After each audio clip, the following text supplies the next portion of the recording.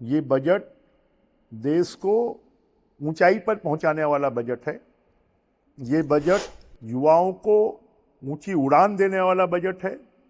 ये बजट हमारी महिलाओं को, हमारी लड़कियों को, उनके भविष्य को सशक्त करने वाला बजट है।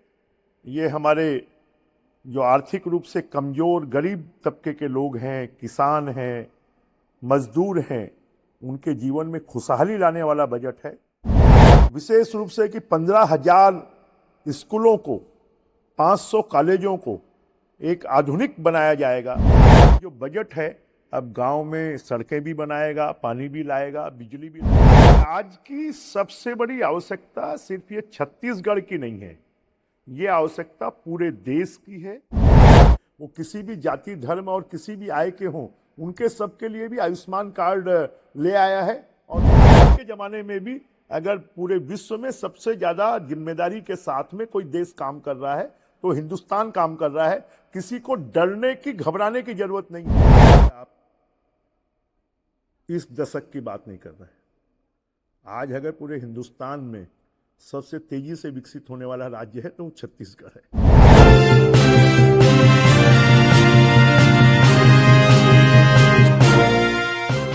नमस्कार दोस्तों, दिल्ली समाचार में मैं मनोज सिन्हा आपका स्वागत करता हूं। आज हमारे साथ हैं रायपुर के लोकसभा सांसद बृजमोहन अग्रवाल। बृजमोहन अग्रवाल जी का परिचय नया नहीं है और राजनीति में इनका बहुत बड़ा योगदान रहा है और भारतीय जनता पार्टी से शुरू से ही इनका जो जुड़ाव रहा है वो किसी से छिपा हुआ नहीं है। आज लोकसभा में है, लेकिन इससे पहले 9 बार विधायक रहे हैं छत्तीसगढ़ में और रायपुर दक्षिण का प्रतिनिधित्व किया है। लेकिन चूंकि युवा दर्शकों के लिए हम चाहेंगे कि इनका जो संक्षिप्त परिचय है वो बताएं, ताकि वो जाने कि इनकी उपलब्धियां कहाँ हैं और इनका सर आप बताएंगे आपके राजनीतिक सफर के बारे में थोड़ा सा जरूर बताएं लोगों को, ताकि जान सके कि आपने एबीपी से शुरू किया राजनीति और छात्र आंदोलन से जुड़े भी रहे हैं। भारतीय जनता पार्टी के लिए आपकी जो डेडिकेशन है वह सबके सामने है। नमस्कार सभी दर्शकों को, मैं बृजमोहन अग्रवाल हूं। छत्तीसगढ़ के रायपुर में मेरा निवास है, राजधानी में। छात्र राजनीति से अपना जीवन एबीवीपी से शुरू किया। उसके पहले संघ की शाखाओं में स्कूल के दिनों में जाते रहे और एबीवीपी के बाद में फिर युवा मोर्चे में, और युवा मोर्चे के बाद 90 में भारतीय जनता पार्टी ने पहली बार, जब छत्तीसगढ़ राज्य अलग नहीं बना था, तब बीजेपी से टिकट दिया और 90 में पहले चुनाव जीतकर मध्य प्रदेश में सुंदरलाल पटवा जी के मुख्यमंत्रित्व के काल में राज्य मंत्री बनने का अवसर मिला। और उसके बाद से छत्तीसगढ़ की, रायपुर की जनता ने लगातार 8 बार विधायक बनाया और 5 बार मंत्री रहने का अवसर मिला। पहली बार 90 में सुंदरलाल पटवा जी की सरकार में, 3 बार 2003 से लेकर 2018 तक डॉक्टर रमन सिंह जी की सरकार में, और फिर जब 2024 में फिर से बीजेपी की सरकार हमारे विष्णुदेव साय जी के नेतृत्व में बनी, तो उसमें भी मुझे लगभग 8 महीने मंत्री रहने का, कैबिनेट मंत्री रहने का अवसर मिला। और फिर केंद्रीय नेतृत्व ने तय किया कि मुझे लोकसभा का चुनाव लड़ना है, तो अब मैं रायपुर संसदीय क्षेत्र से सांसद हूं और दिल्ली में मोदी जी के नेतृत्व में हमारे राष्ट्रीय अध्यक्ष पहले जगत प्रकाश नड्डा जी थे, अभी नितिन नवीन जी हैं, उनके नेतृत्व में लोकसभा में काम कर रहे हैं।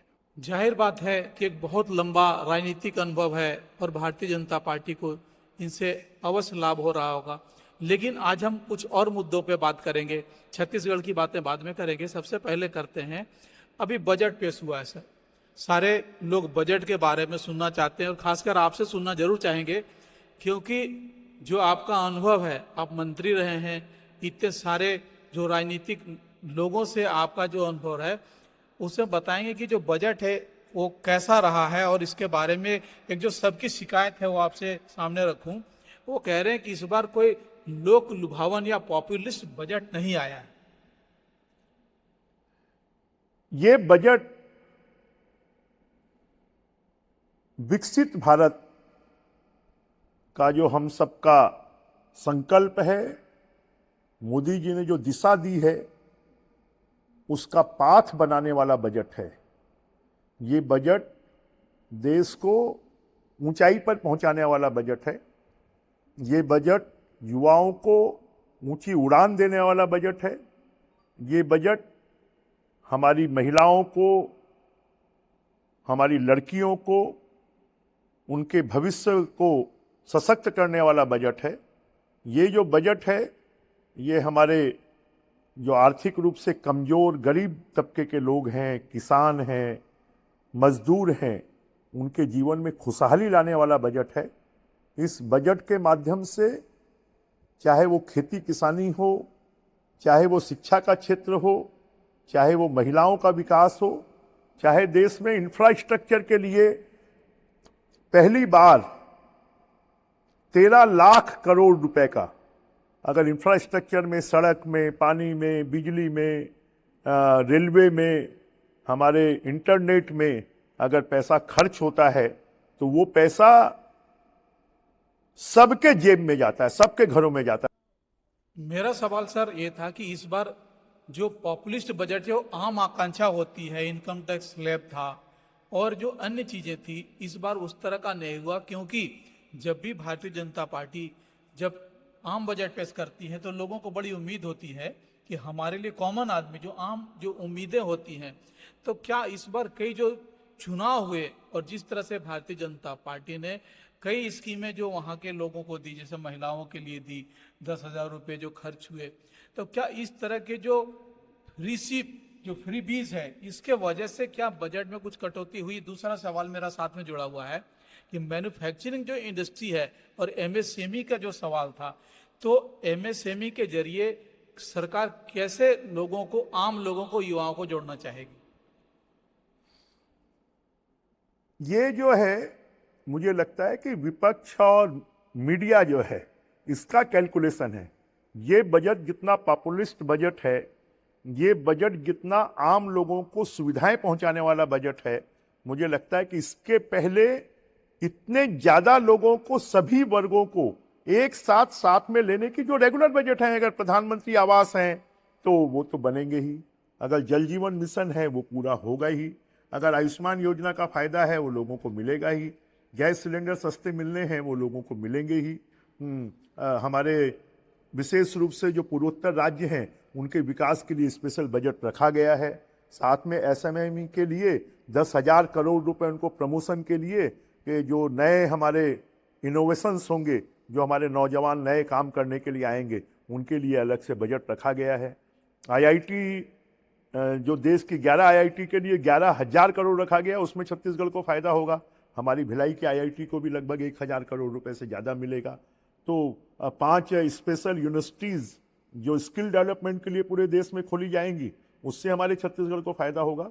तो इस प्रकार से ये बजट मुझे लगता है कि बाकी वर्षों के बजट की तुलना में ज़्यादा पॉपुलेबल है, जनता को, उनके जीवन स्तर को ऊंचा उठाने वाला है, उनकी आय को बढ़ाने वाला बजट है। 20 लाख युवाओं को एआई से जोड़ने का, डिजिटल प्लेटफॉर्म से जोड़ने का, उनके जो इनोवेशंस हैं उनको बढ़ावा देने का बजट है। तो इसलिए इस बजट को, अगर आप ये कहते हैं कि ये पॉपुलिस्ट बजट नहीं है, ये बात सही है कि इस बजट में इंडिविजुअल को फायदा नहीं पहुंचाया गया है, सीधा फायदा नहीं है, परंतु अप्रत्यक्ष रूप से देखेंगे तो हर, चाहे वो महिला हो, चाहे वो पुरुष हो, चाहे वो नौजवान हो, चाहे वो किसान हो, चाहे वो मजदूर हो, सबके जेबों में कहीं ना कहीं इसके माध्यम से पैसा जाएगा। आपके साथ मैं सर जोड़ दूं कि जिस तरह से विपक्ष के 3 नेता, अखिलेश यादव जी हैं, ममता बनर्जी हैं और राहुल गांधी, तमाम लोगों ने जिस तरह से रिएक्ट किया है, तो आप एक भारतीय जनता पार्टी के बहुत सीनियर नुमाइंदे होने की वजह से इन दोनों की बातों में मैं उल्लेख नहीं करूंगा, लेकिन आप कैसे कह सकते हैं कि इनकी बातें बिल्कुल मतलब गलत हैं, या इनकी बातें जो वर्चुअल बातें कर रही हैं वो कैसी है? चलिए आप मुझे बताइए, राहुल जी ने किस योजना के बारे में कहा कि अच्छी नहीं, या ऐसा क्या कहा कि और इसमें क्या आना चाहिए? ममता बनर्जी जी ने क्या कहा, या फिर अखिलेश जी ने क्या कहा? कोई एनालिस्ट तरीके से एनालाइज कर उन्होंने कोई प्रतिक्रिया जारी की है? वेग प्रतिक्रिया, पैसा खा गए, खाली आप ऐसा बोल दोगे तो थोड़ी काम चलेगा। जब तक आपके पास में कोई स्पष्ट प्रमाण नहीं है, तो तीनों की मैंने प्रतिक्रिया सुनी है, तीनों की प्रतिक्रिया कोई एनालिटिकल नहीं थी, और वो तो बीजेपी के विरोधी हैं, वो कोई हमारी तारीफ थोड़ी करेंगे, वो अपना धर्म निभा रहे हैं, वो अपना धर्म निभाते रहें, परंतु मोदी जी के नेतृत्व में जो सरकार है वो जनता की सेवा में लगी है, वो अपना कर्म कर रही है। छत्तीसगढ़ से सर आपका लंबे वर्षों तक जुड़ाव रहा है, वहीं की राजनीति से जुड़े रहे हैं, आज वहाँ के सांसद हैं, खासकर वहाँ के राजधानी के सांसद हैं आप। तो इस बजट की बातें छोड़ें, आपकी कोई कल्पना जो विकसित भारत में छत्तीसगढ़ की जो विकास की बातें हम लोग करेंगे, क्योंकि वो हमारे लिए और आपके लिए बहुत बड़ा मुद्दा होता है। आपको बहुत सारे लोग देख रहे होंगे, सुन रहे होंगे कि छत्तीसगढ़ की जनता, खासकर युवा, आजकल हम लोग कह रहे हैं बेरोजगारी वाली बातें बहुत ज्यादा हो रही हैं। एआई के बारे में भी एक बात आ रही है कि युवाओं में बड़ा डर हो रहा है कि नौकरियां चली जाएंगी।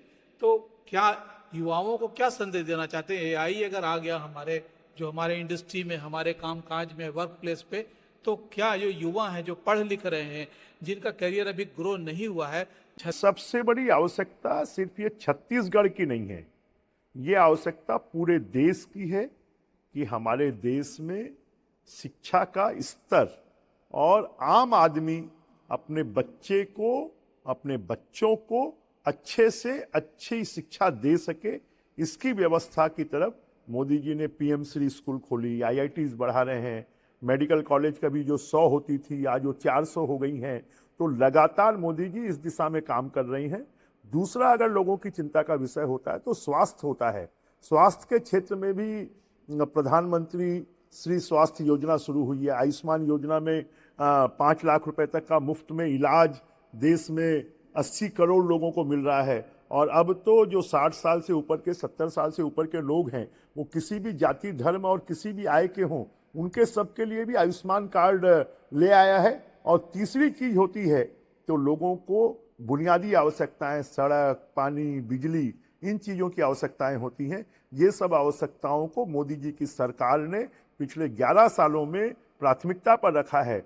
जो हमारे आदर्श पंडित दीनदयाल उपाध्याय रहे हैं कि सबसे पीछे, सबसे नीचे, उसकी झोपड़ी में सबसे पहले विकास और प्रकाश पहुंचना चाहिए, और उस दिशा में मोदी जी की लगातार, मोदी जी के नेतृत्व में काम हो रहा है। और जहां तक एआई, देखिए जब भी कोई डिजिटल आया था तब भी लोगों में डर पैदा हुआ था, परंतु जब डिजिटाइजेशन के माध्यम से सबसे ज्यादा रोजगार कहीं मिला तो हिंदुस्तान के नौजवानों को मिला, क्योंकि हिंदुस्तान के नौजवान बौद्धिक रूप से बहुत तेज हैं। और आज भी एआई के जमाने में भी अगर पूरे विश्व में सबसे ज्यादा जिम्मेदारी के साथ में कोई देश काम कर रहा है तो हिंदुस्तान काम कर रहा है। किसी को डरने की, घबराने की जरूरत नहीं है।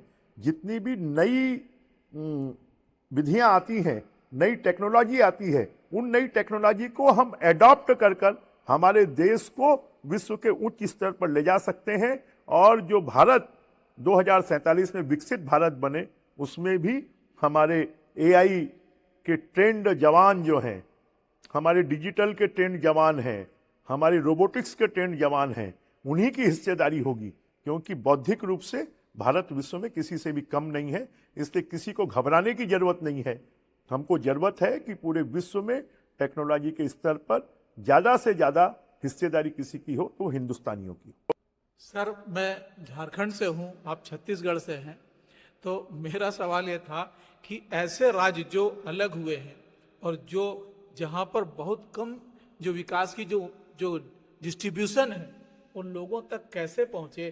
खासकर इस समय बहुत जरूरत है कि छत्तीसगढ़, झारखंड जैसे जो जगह हैं, वहां तक हर घर में जो रोशनी पहुंचे। कहीं जो दूर दराज के गांव हैं, जो रिमोट एरियाज हैं, आज भी अपने आप को उपेक्षित पाते हैं और कई योजनाएं उनको पता नहीं चलता, काम नहीं हो पाता। मुझे लगता है कि आप इस दशक की बात नहीं कर रहे हैं, आज अगर पूरे हिंदुस्तान में सबसे तेजी से विकसित होने वाला राज्य है तो वो छत्तीसगढ़ है। सबसे तेजी से विकसित होने वाला कोई शहर है तो वो रायपुर है, नया रायपुर है। अगर 21st सेंचुरी का कोई नया शहर बना तो नया रायपुर बना। और जो 3 राज्य अलग हुए हैं आज वो तेजी से विकसित हो रहे हैं, चाहे वो झारखंड हो, चाहे वो उत्तराखंड हो। वहां के लोगों से आप पूछिए, पहले उनकी राजधानी कितनी दूर होती थी, उनको मंत्रियों से मिल नहीं पाते थे, अपने जनप्रतिनिधियों से मिल नहीं पाते थे, उनको सड़क नहीं मिलती थी, उनको पानी नहीं मिलता था, उनको बिजली नहीं मिलती थी। आज तो मोदी जी की योजनाओं ने सुदूर गांव तक बिजली भी पहुंचाई है, पानी भी पहुंचाई है, वहां पर शिक्षा सुविधा भी पहुंचाई है, वहां पर स्वास्थ्य सुविधा भी पहुंचाई है। तो अब वो जमाना नहीं है, परंतु राज्य के लोगों को भी इस बात के लिए तैयार होना होगा, राज्य की सरकारों को भी इस बात के लिए तैयार होना होगा कि जो सबसे पीछे और सबसे नीचे है उसके विकास के लिए सबसे पहले सोचें। अग्रवाल साहब से मेरा अंतिम सवाल है, वैसे तो बातें बार बार होती रहेंगी कि रायपुर जो आपका कार्य क्षेत्र है वहाँ के लोग आपको बड़ी उम्मीद से देखते हैं, तो आपकी प्राथमिकताएं आने वाले दिनों में कौन सी हैं जिसको आप पूर्ण करना चाहेंगे? हम चाहेंगे कि छत्तीसगढ़ और छत्तीसगढ़ के साथ साथ रायपुर, उसकी राजधानी जो है, वो एक पूरे देश का शिक्षा का हब बने, स्वास्थ्य का हब बने, रोजगार का हब बने। और उस दिशा में हम लगातार काम कर रहे हैं। और आने वाले समय पर छत्तीसगढ़ की राजधानी रायपुर शिक्षा का हब भी बनेगा, स्वास्थ्य का हब भी बनेगा और साथ में रोजगार का हब भी बनेगा। तो आपने अभी सुना हमारे रायपुर के वरिष्ठ सांसद बृजमोहन अग्रवाल जी, जिन्होंने न केवल बजट पे बल्कि छत्तीसगढ़ पे और तमाम चीजों पे बहुत ही खूबसूरत से अपनी राय रखी है, बेबाक रखी है। और सर